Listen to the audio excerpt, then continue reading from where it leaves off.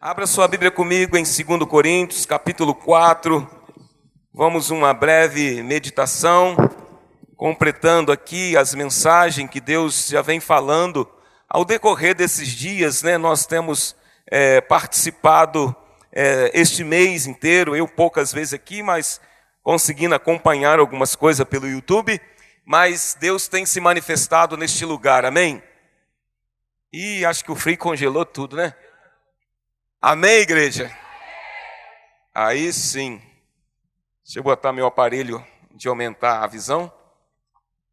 Depois que passa dos 45, é isso aí. Vamos, garoto novo é assim mesmo, né?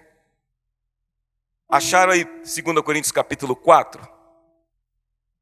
Eu vou começar do verso 7 e a gente vai ler alguns versículos. Rapidamente eu quero trazer uma introdução para os nossos corações. Temos, porém, este tesouro em vasos de barro, para a excelente do poder, para que a excelência do poder seja de Deus e não de nós.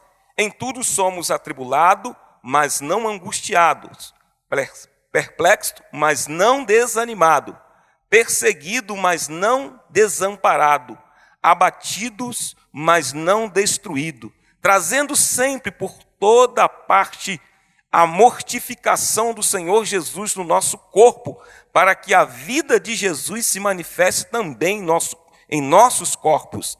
Assim nós que vivemos, estando sempre entregues à morte por amor de Jesus, para que a vida de Jesus se manifeste também em nossa carne mortal, de maneira que em nós opere a morte, mas em vós a vida. E temos, portanto, o mesmo espírito de fé, como está escrito.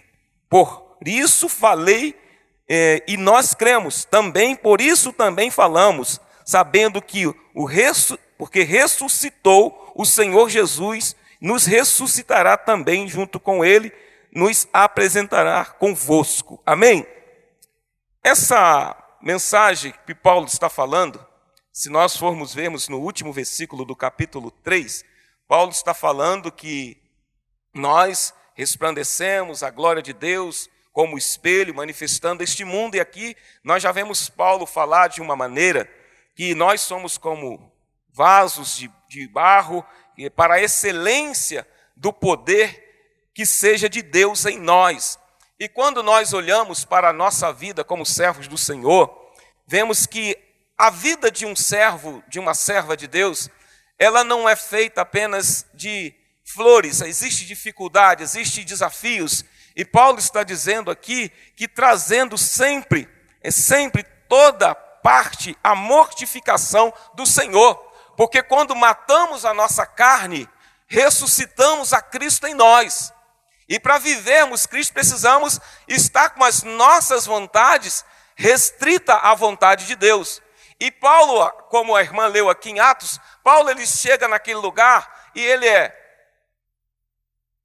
massacrado, ele é esbofeteado.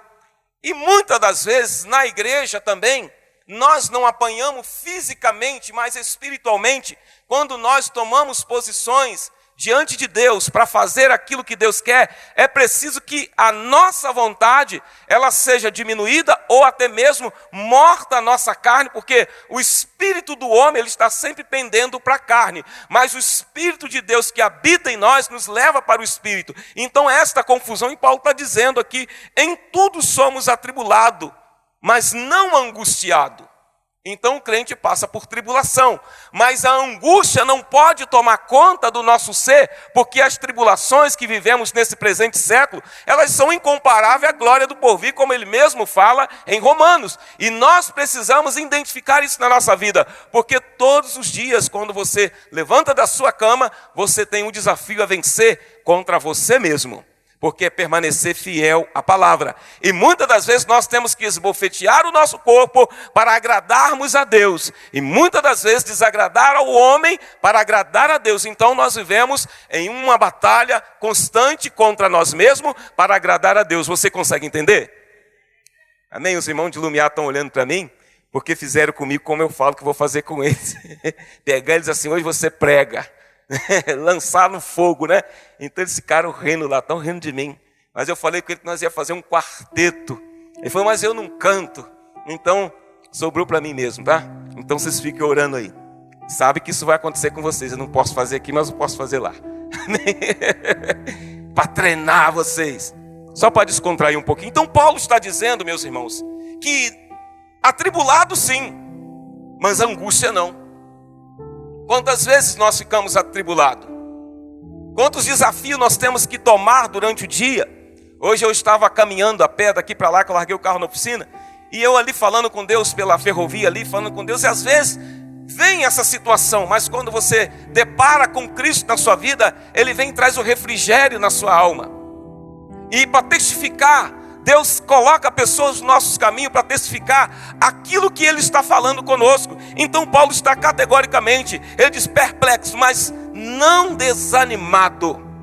Você pode ficar perplexo sim, mas o desânimo ele não pode ser maior do que a força e o poder que está dentro de você, porque nós fomos feitos como vasos de honra, e todo vaso é preciso ter colocado nele algo precioso, e Deus nos fez um vaso para colocar em nós algo mais excelente que Ele tem, que é o Espírito Santo, que está em nós, que faz gerar em nós, que é o perfume que exala através da nossa vida, que o perfume do Espírito Santo, que está dentro deste vaso, que você possa exalar quando você abrir a sua boca, quando você estender as tuas mãos para alguém, porque você é um vaso de honra, amém? Diga para o seu irmão, eu sou um vaso de honra, mas para a glória de Deus. E ele vai detalhando, perseguido, mas não desanimado, abatido, mas não destruídos. Às vezes o abatimento vem. O salmista disse, por que te abates, ó minha alma? Ele se sentiu abatido por diante dos desafios, e ele disse, espera em Deus. A nossa alma sim, ela pode sim sofrer nossos sentimentos, mas ele disse, abatidos, mas não destruídos. Quando você tem esse entendimento, que os momentos da vida, ele tenta nos parar, tirar de nós as forças físicas às vezes, e até mesmo espiritual, mas quando nós olhamos para essa palavra, mas eu não estou destruído. Diga assim, eu não estou destruído, porque o Espírito de Deus opera em mim. Então quem está falando isso aqui? Um homem que teve uma vasta experiência com Deus, um homem que não conheceu Jesus fisicamente, mas foi parado por Jesus enquanto estava no caminho de Damasco, e Deus disse para ele que ia fazer dele um instrumento, aonde ele entraria nos palácios, aonde ele entraria em lugar que os apóstolos, qual que andaram com Jesus, não andou, mas não disse para ele que ele ia passar por tantas tribulações.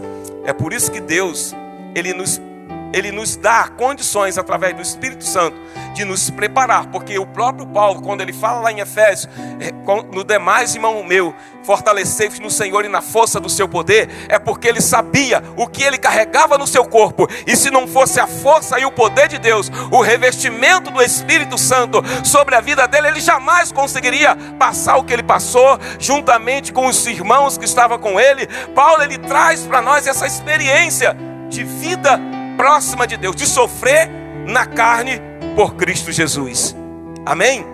Então Jesus, ele levou as nossas dores, mas ele disse, olha, no mundo nós vamos ter aflição, tem de bom ânimo, e às vezes nós encontramos dessa maneira, trazendo sempre por toda parte a mortificação de Jesus Cristo no nosso corpo, para que a vida de Jesus se manifeste também em nosso corpo, aleluia, para que a vida de Jesus Cristo também se manifeste no nosso corpo mortal. Você consegue entender a dimensão que a vida de Cristo se manifestar nesse corpo mortal, pecador, porque nós entregamos o nosso ser a Ele? A mortificação do nosso corpo nos traz a vida de Cristo. Então o corpo ele vai padecer, mas o espírito vai estar edificado, porque eu carrego, ele está dizendo, se manifeste também em nosso corpo. Qual corpo? Não está falando de um corpo espiritual, está falando de um corpo físico. Esse corpo que você beliscar e você vai sentir dor, mas nesse corpo carrega a presença de Cristo. E quando a presença de Cristo está, ele vai continuar dizendo, e assim nós que vivemos, estando sempre entregue à morte por amor de Jesus Cristo. Por que entregue à morte? Porque todos os dias o inimigo das nossas almas, ele quer tirar de nós algo que é mais precioso, que é a nossa salvação. Mas através do Senhor Jesus Cristo, em nossas vidas Ele nos capacita. Porque Paulo mesmo disse que não vivo mais eu, mas Cristo vive em mim. Carrego no meu corpo as marcas de Cristo.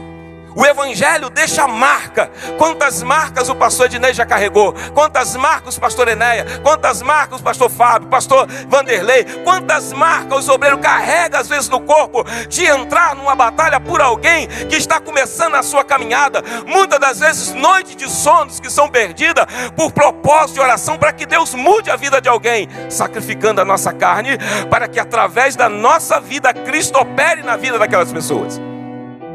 Então o Evangelho, como diz Paulo, é mortificando. E assim nós que vivemos, estando sempre entregue à morte, por amor de Jesus. Então estar na presença de Deus, estar fazendo a obra de Deus não é uma consequência de uma capacitação humana, intelectual, mas é pelo amor que eu reconheço que Cristo fez por mim. Porque quando Cristo me resgatou das trevas, da lama, eu entendi que esse amor só Ele poderia ter por mim. Mas como eu posso retribuir este amor? É quando eu amo as almas que Ele coloca diante de mim. Então esse amor me faz viver mais um pouco, me dá mais esperança, me traz mais motivação para eu estar adorando, me fortalecendo. Porque quando eu estou diante de uma situação, quando você está diante de uma situação, é você e Deus. É você e Deus que pode decidir. E o inimigo, ele está ali esperando a sua decisão. Mas quando nós somos tomados, o nosso corpo, a nossa alma está em Cristo Jesus, ele só tem que bater em retirada. Porque o propósito de Deus é nos fazer avançar. Diga assim: eu vou avançar em Cristo Jesus. Aleluia.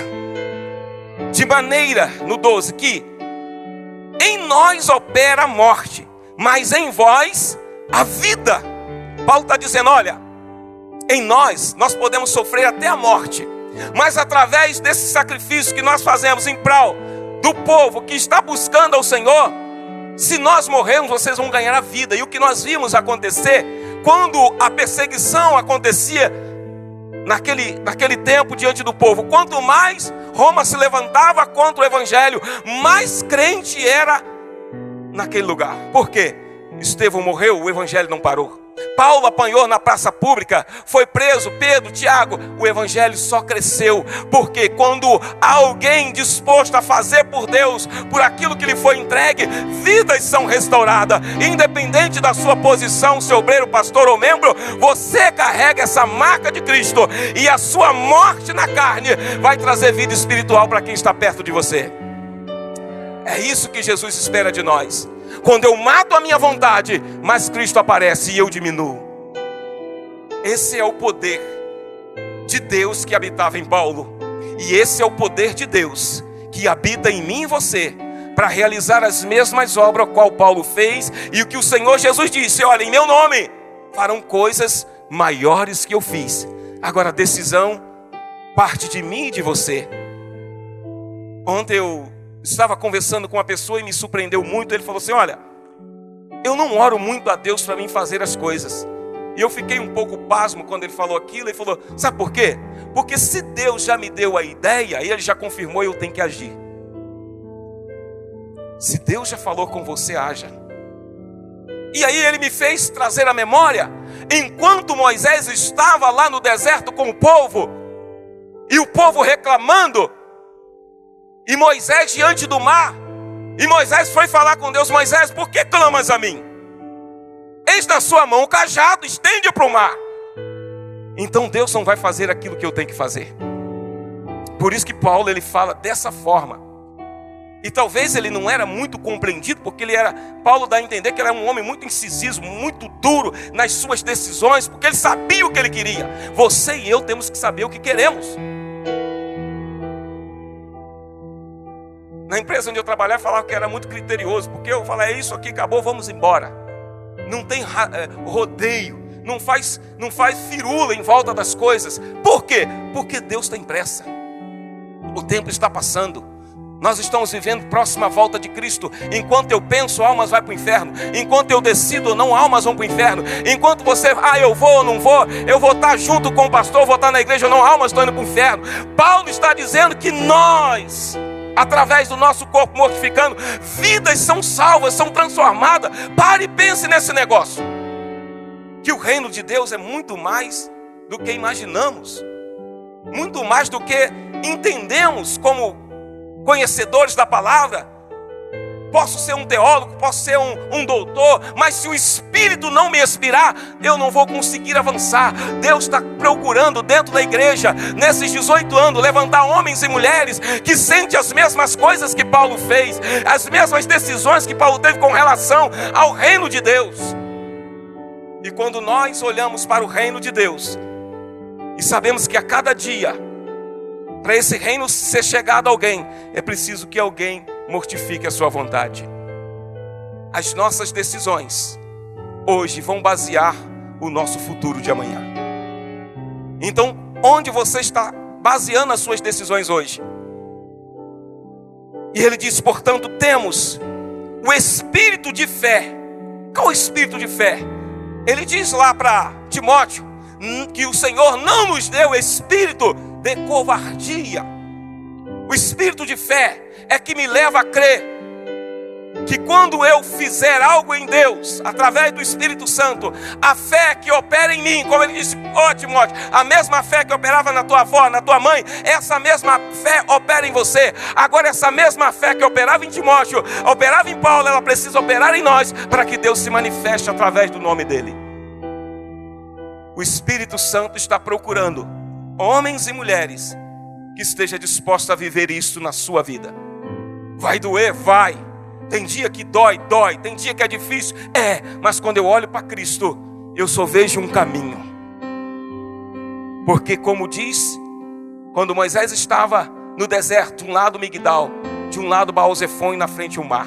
Atrás o inimigo. Se você olhar para trás, o inimigo vem. Se você olhar para um lado, para as montanhas, pedra pura. Se você olhar para o outro, como eles estavam no deserto, eram os canibais. O que tinha na frente? O mar. Então entra a fé. A fé que levou o povo a atravessar o mar. A fé que levou aqueles homens e mulheres estarem anunciando o evangelho, mesmo debaixo de chicote, mesmo debaixo de sofrimento, mesmo debaixo de angústia, mesmo debaixo de tribulações. Mas eles, cada vez mais, a fé aumentava, o evangelho era anunciado e vidas eram alcançadas. Quantas vidas têm sido alcançadas pela sua vida? Aonde você tem passado, você tem anunciado, lá no seu trabalho, lá no seu colégio, na sua faculdade, na rua, no ônibus. É isso que Paulo está falando. E ele não está falando de título, ele está falando de decisões. Olhe para mim. Jesus está procurando homens e mulheres com esse espírito. Espírito da fé, que não teme. Quando nós levantamos o altar do Senhor na nossa vida, espere sempre que as batalhas se levantam. Mas quando o altar está fumegando, o fogo purifica o sacrifício e a adoração chega até a Deus, e Deus vai fazer resplandecer a glória dele. Como está escrito: criei, por isso falei. Eu criei e falei, acabou. Eu não vou falar que eu não sei o que fulano vai achar bom. Eu creio no Deus que eu prego. Se a pessoa vai gostar ou não, não é o meu problema. Eu tenho que fazer o que Cristo mandou. Deus me dá sabedoria da forma de falar, como eu vou agir, mas eu criei. Alguém um dia chegou na igreja e disse: olha, eu estou aborrecido com o Senhor. Estou aborrecido porque me aconteceu isso. Falei, isso mesmo, faz biquinho com o Senhor. Sabe por quê? Você está igual Maguila e Mike Tasso. O Senhor é o Mike Tasso, só está te socando. Com Deus não tem biquinho. Você quer a mudança de vida? Entregue os seus caminhos para Jesus. Porque você tem duas decisões: sair daqui salvo ou sair para o inferno. Os irmãos viram lá, né? É desse jeito. Eu quero Jesus agora. Então vai com Deus. Tome a decisão. Porque eu criei no que foi me ensinado, a palavra do Senhor. Então eu tenho que ir com decisão. Às vezes, Acontece algumas loucuras no caminho. Eu conto para os irmãos, eles ficam achando que eu sou meio fora da curva. Mas se eu ficar muito na linha, Deus não opera na minha vida. Tem uns que vai chegar aqui todo alinhadinho, vai falar, como o pastor Ené fala bonito, né? Cara catedrático, né? Poliglota. Eu sou pula-grota, entendeu? Eu pula-grota. Meu português baianês, sei lá, misturado com carioca, mas eu tenho a fé. Eu tenho certeza que quando eu vou para resolver, Deus vai operar. E você tem que ter essa decisão na sua vida. Não importa se você está aqui desde a fundação da igreja, se você está começando agora. A mesma fé que habita em Paulo, habitou em Jesus, habita em mim, habita em você, é para agirmos nesse propósito. E Deus está clamando por pessoas assim. Há tempo, meus irmãos. Paulo diz lá em Romanos: já é hora de despertar-vos do sono, porque a vossa salvação agora está mais próxima do que quando aceitou a fé. Agora imagina lá no céu, vai ser um tédio danado eu chegar lá e olhar, não ver aquelas pessoas que eu passei pela rua, aquelas pessoas que caminhou comigo, que tédio que vai ser. Aí Jesus vai falar assim: olha, apartai-vos de mim. Ah, mas por que, Senhor? Eu pregava muito bem, eu cantava muito bem, mas você não salvou ninguém também. Há um propósito. Há um propósito para nossas vidas. E cada dia que passa eu quero ficar mais doido em Cristo. Porque eu quero fazer aquilo que os outros não fazem para Deus. Você não pode conformar com as mesmas coisas que você vem fazendo ao longo da sua crentice. Quebra esse protocolo. Deixa Cristo usar a sua vida. Deixa Cristo te usar. Seja na rua, seja no colégio. Eu não sei se ele foi lá, pastor Loviso. Eu contei para pastor Loviso. Achei uma ovelha que estava lá com ele, meia perdida, meia fora da curva, sentado na calçada, fumando um cigarro. Olhei para a parede, vi um violão, falei: rapaz, tu tem cara de crente. Ele falou: eu tô meio disso. Falei: você toca o quê? Toca o gospel sertanejo. Falei: quem toca gospel já pisou no santo do santo. Aí ele ficou me olhando assim, eu falei: quer voltar para Jesus agora? Eu falei: meu irmão, você só tem dois caminhos, céu e inferno, é agora ou nunca. Eu estou passando agora, não sei quando eu volto aqui. Aí ele olhou assim, ajoelhou no chão, e ali nós fizemos a oração. Ele aceitou Jesus, voltou para Jesus. Falei: agora procura o pastor Loviso, vai ser ovelha dele de novo. No dia eu estava lá na terra do pastor André. Cheguei num outro lugar lá, o cara lá com a carpintaria, um violão lá parado. Aí eu entrei e falei assim: rapaz, esse violão aí eu tocava na igreja. E agora? Estou parado. Falei: misericórdia, rapaz, você não tem juízo não? Ele nem me conhecia, né? Estava eu e outro irmão. Aí falei: pega esse violão aí, começa a tocar o hino que você tocava na igreja. Ele começou: não, mas não lembro. Vai, o Espírito Santo vai te lembrar agora. E ele começou a tocar, daqui a pouco ele começou a chorar. Quando ele estava bem: agora, para aí. Quer voltar para Jesus agora? Meu irmão, é agora. Aí eu quero, então faça oração. Falei: vai lá e procura o pastor André, fala que 2 anjos pretos passou aqui e mandou você ir para lá. Desse jeito. Pergunta o irmão Vitor e a irmã lá, a esposa dele, que eu contei isso para ele. Ela acho que foi lá, atrás dele. Falei: agora vai lá atrás daquela ovelha. Já a terra já está sarada. É o espírito da fé, meus irmãos. Enquanto às vezes nós paramos para decidir aquilo que nós vamos fazer, o diabo está ceifando vida. Fique de pé no nome de Jesus. Eu encerro aqui. Espírito Santo, meu Deus, nós sabemos que o Senhor conhece e sonda os nossos corações. Deus, que o Senhor nessa noite possa introduzir em nós esse propósito, assim como Paulo viveu. Às vezes as marcas, meu Pai, no nosso corpo, das dores, meu Pai, às vezes nos fazer olhar para trás. Mas quando olhamos para essa palavra, que é angustiado, mas não desanimado, perplexo, mas não destruído, então que o Senhor constrói em nós um espírito inabalável, um espírito, meu Pai, que nos leve a viver uma fé perfeita, te adorando, Senhor. Ó Deus, que alguém aqui nessa noite entrou, eu não sei como ela está na sua alma, na sua fé, mas que esta palavra desperte e gere nela um propósito, um desejo de viver aquilo que o Senhor tem para ela, e que ela possa tomar decisões. Meu Deus, se tem aqui algum obreiro parado, desanimado, se tem alguém que entrou aqui pela primeira vez, que ainda não decidiu na sua vida te servir, Deus, move esse coração, Pai, e dá, Senhor, a convicção, meu Deus, que o Senhor está no comando de tudo. Deus, eu quero te louvar pela vida dos meus irmãos. Eu quero te louvar por este culto, por encerrar este mês de adoração, de comemoração.